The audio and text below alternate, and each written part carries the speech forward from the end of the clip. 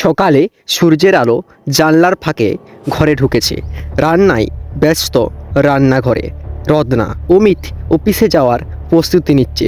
সংসারটা ছোট হলেও সুখ ও শান্তিতে কাটছিল তাদের জীবন। অমিত একজন প্রাইভেট কোম্পানির ম্যানেজার। চাকরির ব্যস্ততা বেশি, তবে স্ত্রীকে বেশ ভালোবাসত তিনি। রত্না বয়সে মাত্র ২৬। সংসারে কাজ সামলে নিঃশব্দে কাটিয়ে দেয় দিনগুলো।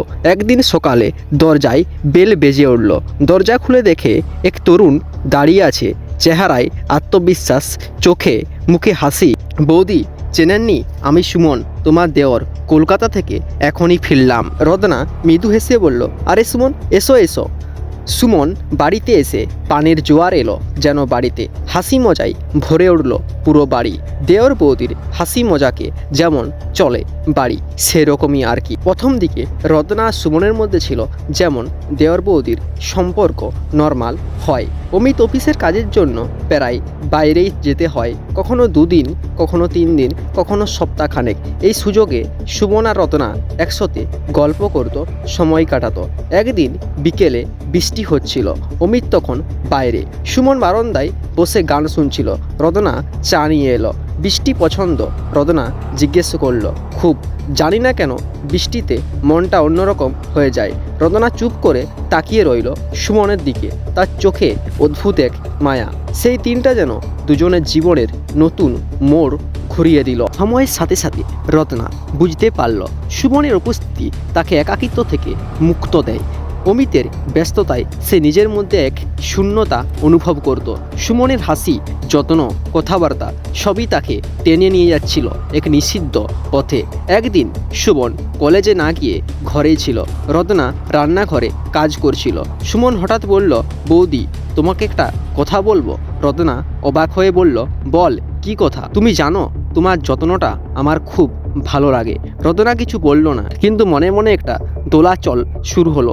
সেই দিন থেকেই তাদের সম্পর্কের সীমারেখা মুছে যেতে শুরু করলো। একদিন পাশের বাড়ি রীনা দেবী লক্ষ্য করল অমিত বাইরে, কিন্তু বাড়িতে রত্না আর সুমন একসাথে সময় কাটাচ্ছে। নিষিদ্ধ সম্পর্ক তৈরি হচ্ছে তাদের মধ্যে। দেবী এইসব সম্পর্ক দেখে থাকতে পারল না। অমিতকে এসব সম্পর্কের কথা জানিয়ে দিল রীমা দেবী, কিন্তু প্রথমে বিশ্বাস করলো না। একটা অবিশ্বাসের জায়গা তৈরি হলো। ফিরে এসে রত্নার চোখে চোখ রেখে বলল, রত্না, তুমি কি কিছু লুকাচ্ছ? রত্না অবাক। রত্না বলল, না, কিন্তু আমি সব জানি। দেখো, লুকাবার কিছু নয়। আমাকে রীমা, পাশের বাড়ির রীমা সব আমাকে বলেছে, কিন্তু একবার সন্দেহ মনে ঢুকে গেলে ভালোবাসাও বিষ হয়ে যায়। কিছুদিন পর পর তাদের সংসারে ঝামেলা হতেই থাকে সন্দেহের বসে। অমিত একদিন ঠিক করলো হাতে নাতে ধরবে। একদিন অমিত বলল, আমি 2 দিনের জন্য বাইরে যাচ্ছি। বাইরে গিয়ে সে ফিরে চলে আসে 1 ঘন্টা পরে। তখনকে তারা দুজন সম্পর্কে লিপ্ত। অমিত হাতে নাতে ধরে নেয়। এরপর অমিত রত্নাকে বলে, দেখো, তোমার সাথে আমি আর সংসার করতে পারবো না। তুমি আমার স্ত্রী হয়ে কি করে আমার বিশ্বাসটাকে ভেঙে চুরমার করে দিলে। তাই সকলকে বলবো, এরকম পরকীয়া সম্পর্ক থেকে দূরে থাকুন।